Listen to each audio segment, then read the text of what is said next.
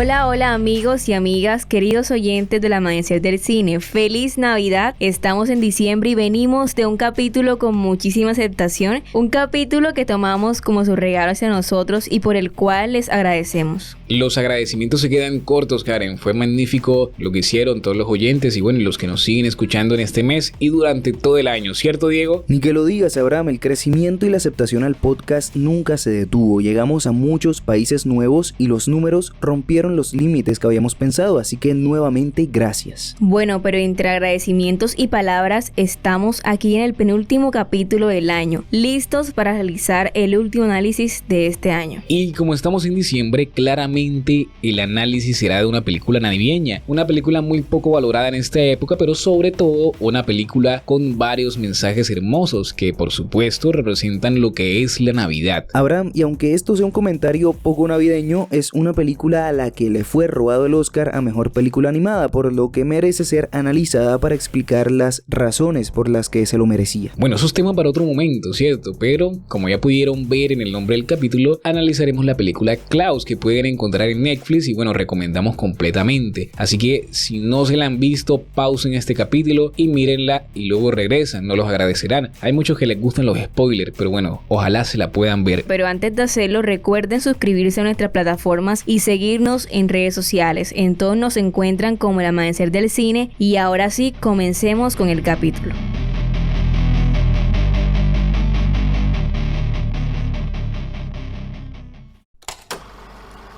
Escuchas El Amanecer del Cine.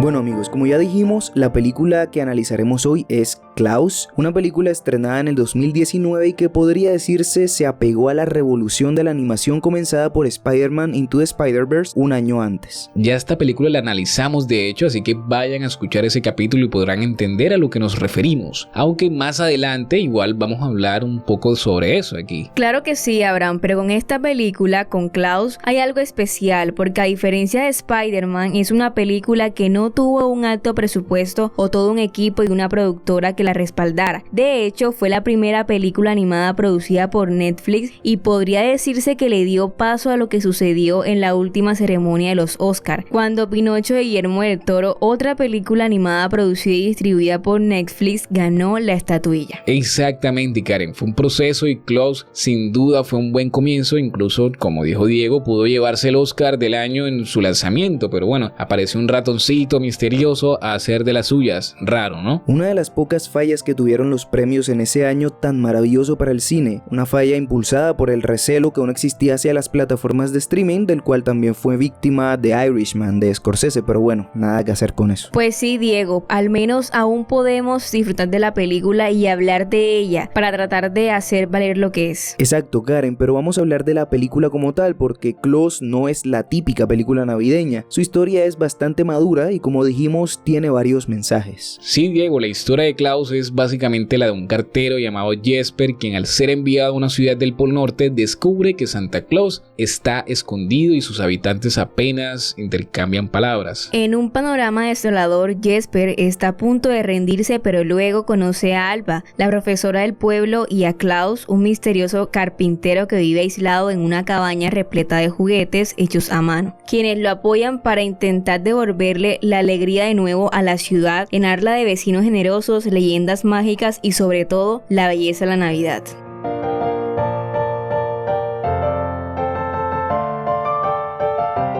Como pueden notar, una historia que empieza muy madura y eventualmente va tomando lo clásico de las películas navideñas. Pero lo que más vale la pena mencionar es que de cierta forma es una película de origen para Santa Claus. Es como la película que inicia toda la Navidad, o al menos eso quiere demostrar el director. Un director con gran recorrido en el mundo de la animación, pero dejemos que Diego nos hable de él y así que bueno, vamos a ello, Diego.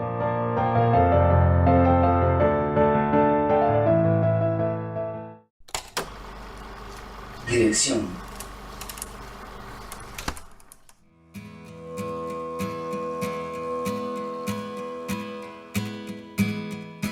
Bueno, sobre la dirección de Klaus hay que decir varias cositas y lo principal es que está dirigida por Sergio Pablos, un director, animador y escritor español que a lo largo de su carrera ha trabajado en Disney y otras productoras, dejando películas como El Jorobado de Notre Dame, Hércules e incluso dio la idea original para la creación de mi villano favorito. Pero es en Klaus donde Pablos desata todo su ingenio creativo, desafiando las convenciones y llevando la animación a nuevas alturas. Pablos comenzó a gestar esta película en 2010, queriendo reinventar a un personaje tan icónico como Santa Claus, superando sus dudas iniciales y su temor a convertir la historia en algo ñoño, y creando una narrativa fresca y contemporánea, pero a la vez madura y adulta, en la que desafió las expectativas y nos dio una perspectiva nueva del personaje, una en la que, en vez de contarnos de sus travesías durante la Navidad, nos cuenta cómo nace ese Santa Claus que todos conocemos. Algo que hay que resaltar es que Sergio Pablos siempre protegió su visión para que no pasara como con Mi Villano Favorito, una película que Illumination, su productora, reacomodó a su gusto y por supuesto al protegerla encontró resistencia en Hollywood, ya que muchas productoras veían el proyecto como complicado y arriesgado. Sin embargo, Netflix salvó la película y la visión, acelerando el proceso de creación y brindando la libertad creativa necesaria para que Pablos diera rienda suelta a su imaginación. De hecho, aquí empezaron los rumores de que Netflix es una productora excelente en lo que se refiere a libertad, algo que por un lado es buenísimo porque permite la creación de cientos de películas geniales, pero a la vez es malo porque permite la creación de esas películas de mala calidad que encontramos en la plataforma. Pero bueno, volviendo a Klaus, ya en la película podemos ver algo del estilo de Pablos, un estilo enfocado en la creación de un mundo de personajes construido minuciosamente, en el que se nos presenta a los protagonistas principales como eje de la historia y a los personajes secundarios como un apoyo esencial que conquista nuestros corazones. Esto lo vimos en Mi Villano Favorito y por supuesto aquí en Klaus. Más allá de esto, debemos hablar del esfuerzo que requirió hacer esta película, porque Pablos no lo tuvo nada fácil al dirigir a todo un equipo proveniente de 27 países, un equipo con personas que incluso hablaban 15 idiomas diferentes y a los que les exigió un compromiso con el medio ambiente. Esto debido a los lugares a donde se dirigían, porque si tener un grupo tan grande es difícil, tener un grupo tan grande moviéndose por todo el Polo Norte es más difícil aún. Y esto lo quiso hacer el director para intentar animar ambientes lo más parecido posible a la realidad, pero además para crear una historia lo más realista posible. Klaus es una gran película, de eso no hay duda. Es muy hermosa y triste también, pero estoy seguro que no sería lo que es sin su director. De hecho, por esta razón me parece algo injusto lo que Netflix le hizo al cancelar Amber, la que sería su próxima película. Pero bueno, la industria es un lugar muy misterioso y por lo menos Pablos pudo en Klaus hacer valer su visión, ideología y dejar un mensaje que perdurará para siempre. Creería que de cierta forma, y teniendo en cuenta que el director es español, la ciudad puede ser un reflejo del franquismo que sucedió en España, ¿no? Y yo creo que relacionado mucho con esa conflictividad que se veía en el pueblo y ese deseo a rajatabla que los líderes de cada bando querían imponerle a todo el pueblo. Entonces de pronto tiene ahí una chispa de algo de lo que vivieron los españoles y del cual es proveniente el director. Con algunas diferencias, Abraham, porque Francisco Franco aplicaba algunas cositas para supuestamente hacer de España un lugar agradable para todos. Claro, y también te ponía un régimen totalitarista donde te quitaban todos los derechos. Pero bueno, ese no es el punto, sino la crítica social inmersa en el cine y sobre todo en esta película, pero creo que esto queda un poco más claro cuando hablamos del guión, así que entremos en el tema.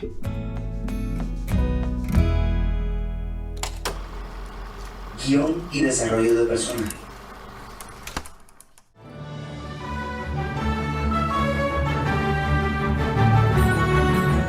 Como Klaus es una película de Navidad, la crítica social está muy escondida detrás de toda la historia, pero igual se hace notar en algunos momentos y lleva a los mensajes que deja. Pero si hablamos del guión como tal, el proceso creativo del mismo es tan evidente que la manera en que los ponen los personajes y que se teje la historia es muy única. La película logra superar expectativas al ofrecer una explicación original sobre la tradición navideña, conectando los elementos clásicos con una trama que se desarrolla de manera inteligente. La construcción de personajes es especialmente notable, ya que cada uno tiene un arco de desarrollo que contribuye al mensaje central de la película. Por ejemplo, tenemos a la profesora que en un principio se había quedado estancada en ese pueblo, pero ya con la llegada de las cartas de Claus, con la necesidad de los niños de escribir, ella vuelve a ese sueño por el que llegó, ¿no? Esa meta que es enseñar a niños que están muy alejados y que no querían de alguna forma aprender por las condiciones en las que estaban, de la conflictividad y demás. Luego el de Jasper, que es el más claro, ¿cierto? El que todos vemos en pantalla, que llega muy arrogante, queriendo irse y queriendo cumplir la tarea muy rápido, pero luego de darse cuenta de todo lo que ocasionó, como en la misma película lo dice, ¿no? Un pequeño acto de bondad, una pequeña acción de bondad puede encadenar muchas acciones de bondad. Entonces el mayor desarrollo de personaje lo tiene él. Luego un poco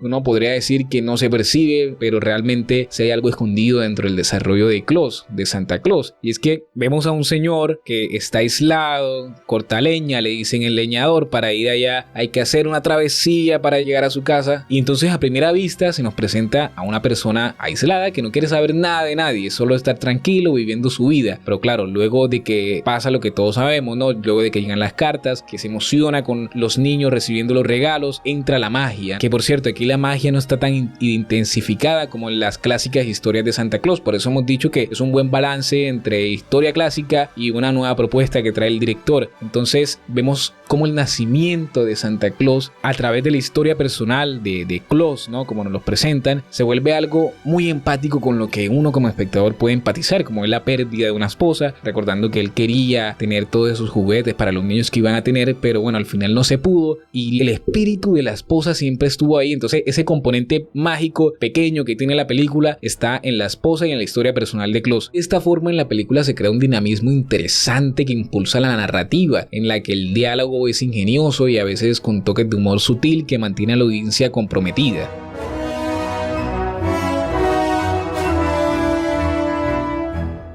Por otro lado, el guión también aborda temas más profundos como la importancia de la amistad, de la generosidad y la superación personal, agregando capas de significado a la historia por medio de una estructura narrativa bien diseñada con un ritmo que permite tanto momentos tristes y emocionales como secuencias más ligeras. Bueno, y para finalizar, el guión de Claus es un ejemplo destacado de creatividad en la reinterpretación de un relato clásico, demostrando que incluso las historias familiares pueden sorprender y emocionar cuando se abordan con originalidad y profundidad. La historia es bastante triste, Abraham, y aunque es inspiradora, este tipo de películas siempre me hacen llorar y creo que esta época del año deja los sentimientos al aire. Es cierto, Karen, es como alcanzar una meta, como la felicidad de haber sobrevivido otro año más y de estar con los que quieres, pero a la vez sentir nostalgia por los que no están o por lo que quedó atrás. ¿Será que escucharemos a Karen emocionarse al igual que Diego el año pasado con el Grinch? Lo sabremos más adelante, pero por ahora sigamos con el análisis, entrando en aspectos técnicos. Comencemos entonces con el diseño de sonido.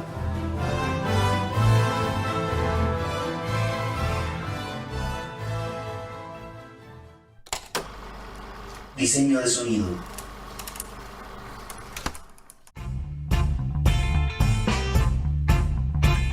Bueno, en el diseño de sonido de la película, la selección de música desempeña un papel fundamental para realizar la experiencia que acompaña la animación. Del soundtrack hacen parte canciones específicas como Invisible de Sarah Larsson y Cómo te gusto ahora de Heavy, las cuales añaden capas emocionales y atmosféricas que complementan la narrativa visual.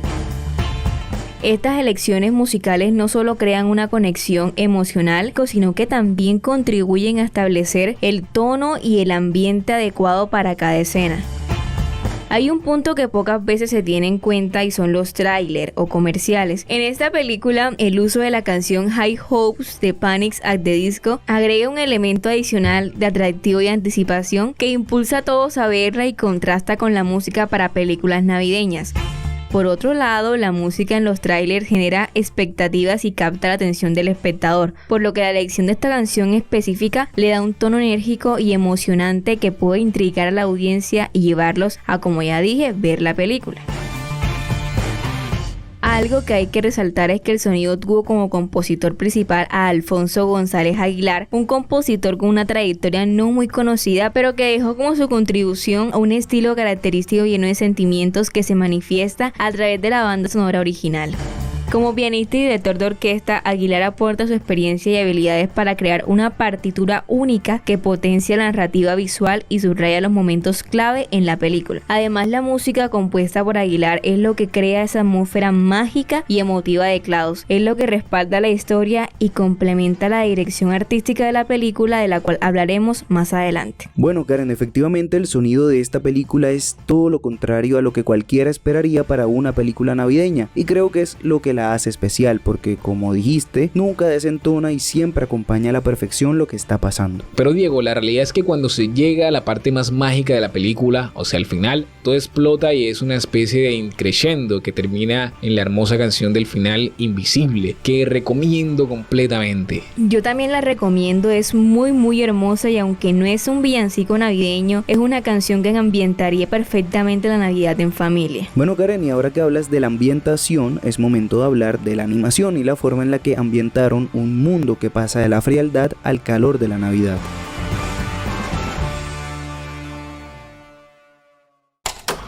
Diseño artístico.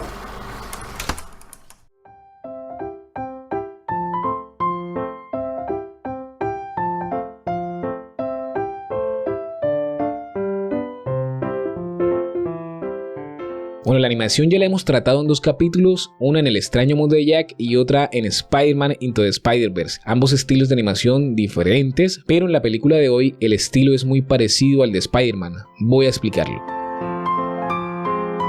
La película emplea una combinación de animación 2D tradicional con técnicas de CGI de vanguardia, lo que da como resultado una estética visualmente impactante y distintiva. La atención en los detalles en el diseño de personajes y la animación de fondo crean una experiencia visual inmersiva para la audiencia. De hecho, la mayor parte está animado en 2D con sombreados que hacen parecer un poco la tercera dimensión, pero claramente, como ya lo dije, hay también apartes de CGI que enriquecen la obra visual que es Klaus.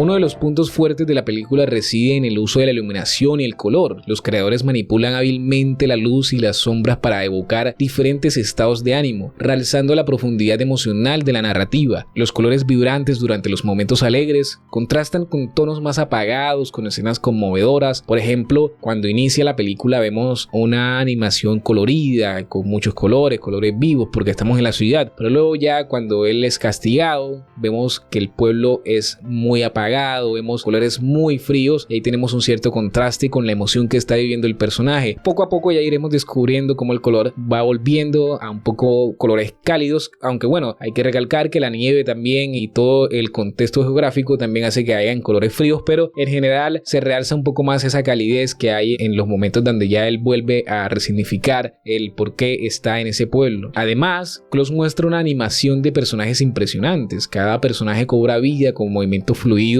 y gestos expresivos, añadiendo una capa de realismo al mundo fantástico de la película.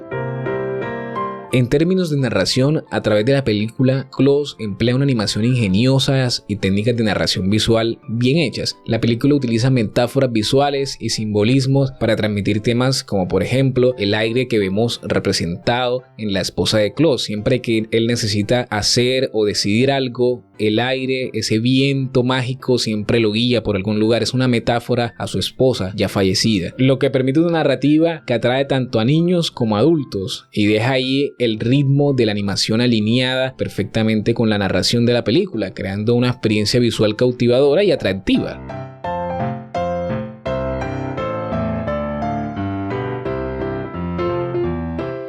Bueno, recordemos que también esta animación tiene orígenes españoles, con la empresa que lo hizo, que fue Spy Studios, y que incluso el director, tratando de lograr y buscar una persona que hiciera este tipo de animación, que tuviera un concepto como él lo quisiera, resultó que estaba justo al lado suyo, por decirlo de alguna forma, porque trabajaban muy cercanos y era uno de sus empleados llamado Marcin Jakubowski, el cual empleó una técnica especial que el director no se esperaba y que bueno, él estaba en la búsqueda constante de algún algún animador o animadores que pudieran realizar lo que él había pedido. Y bueno, en general para la vista normal de un espectador, pues le va a parecer una película y una animación que entra en lo normal, ¿no? Porque siempre esta animación puede ser vista como una animación casual, normal como el resto de películas animadas, pero es una que en verdad tiene un grado de inmersión sobre el espectador y un grado de apego, ¿no? Lo que ya hemos llamado aquí ya varias veces un grado de empatía que siempre atrapa. Este posiblemente sea el futuro de la animación. Todo el mundo ya se ha cansado de películas generadas a computador y prefieren esta mezcla que mencionó Abraham. Sí, Karen, es como esta frase del último samurái que, refiriéndose a una espada pasada de generación en generación, dice: pertenezco al guerrero en quien los viejos hábitos se unen a los nuevos. Qué buena frase, Diego, y en efecto, como dice Karen, este es el futuro. Solo fijémonos en todas las películas que le han aplicado y a la aceptación que han tenido: Las Tortugas Ninja, The Boy and the Heron, la nueva de Spider-Man, El Gato con Botas 2 y las demás que se me pasan, pero el punto es que todas han sido muy queridas por el público, principalmente por su animación. Aunque existe un caso en el que no funciona, Abraham, y aquí me causa mucha gracia que haya sido precisamente el estudio que le robó el Oscar a Klaus quien haya sido superado y rechazado por las personas, y precisamente con la película que celebra sus 100 años. Y sí, hablo de Disney, quien intentó replicar este estilo de animación en su película Wish, pero nadie la aceptó completamente y se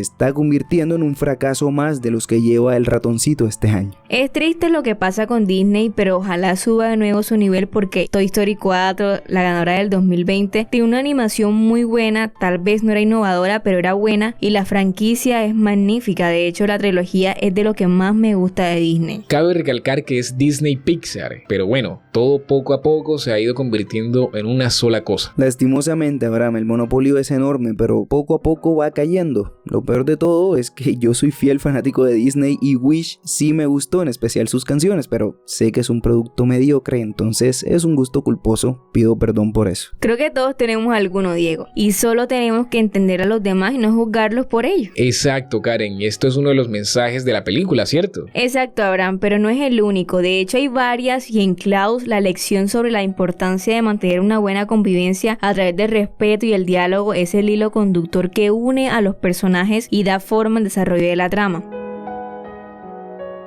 La película destaca como un entorno inicialmente dividido y conflictivo, y el acto de comunicarse y de entenderse puede transformar no solo las relaciones de personas, sino también el tejido social de la comunidad. Una comunidad que a través de lo que vive nos invita a descubrir que en nosotros existe la capacidad de cambiar y hacer el bien, a ayudar a quienes nos rodean y sobre todo a perdonar, porque el perdón también ocupa un lugar crucial en la narrativa. Nos muestra cómo liberarse del resentimiento puede abrir el camino hacia una buena convivencia.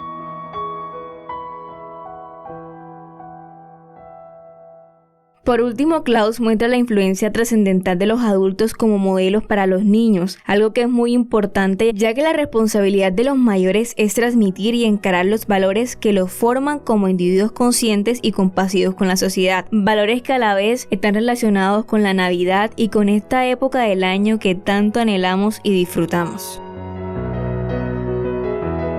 Bueno, un año más disfrutando de la Navidad, trayendo películas que nos emocionan. Primero fue el Grinch y ahora Klaus. Curiosamente uno odia la Navidad y el otro es la Navidad, pero bueno, como dijo Diego en aquel capítulo, ni siquiera el más Grinch puede soportar el espíritu navideño. Y sobre todo estos mensajes son lo que forman y permiten crecer individual y colectivamente.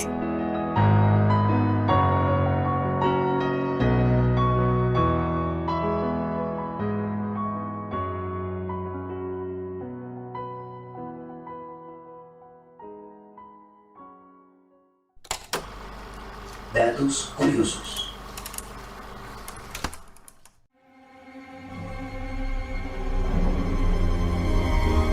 Bueno, estos son los nuevos datos curiosos que tiene la creación de Klaus.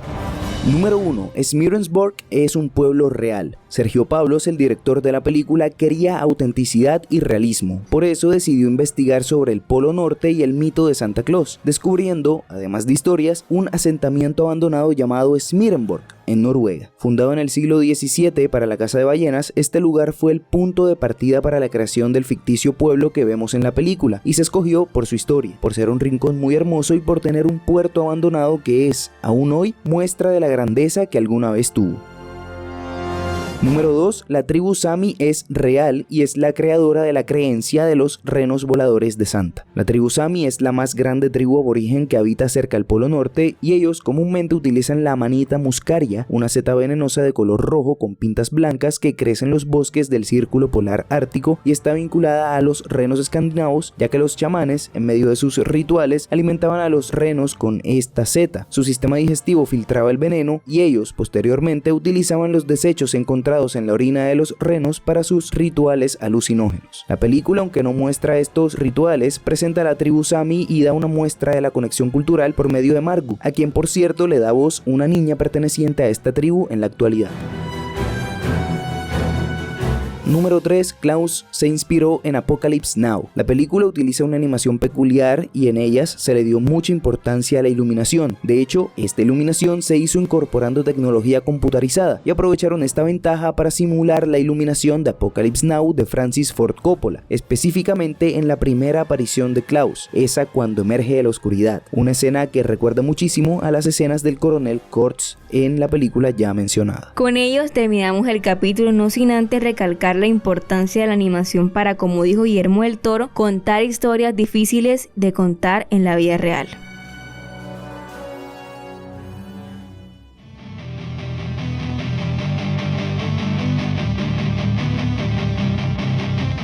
Amigos, amigas, como dijo Karen, hemos llegado al final. Esperemos que hayan disfrutado el capítulo y se hayan llenado del espíritu navideño que transmite esta película. Los invitamos a seguirnos en nuestras redes sociales. Estamos en Instagram, Facebook, Twitter y TikTok como El Amanecer del Cine. Y a suscribirse a nuestras plataformas. Estamos en Spotify, Amazon Music, Apple Podcast, YouTube, Google Podcast, Evox, Deezer y muchas más. Les deseamos una muy feliz Navidad y esperemos que pasen unas excelentes fiestas junto a su familia o en la compañía de las personas que los quieren. Disfruten, cuídense y siempre sean felices. Nos escuchamos en el capítulo de fin de año, que será un recopilatorio de todo lo sucedido en 2023 y por supuesto lo que vendrá en 2024. No se lo pierdan y recuerden, nosotros somos El Amanecer del Cine.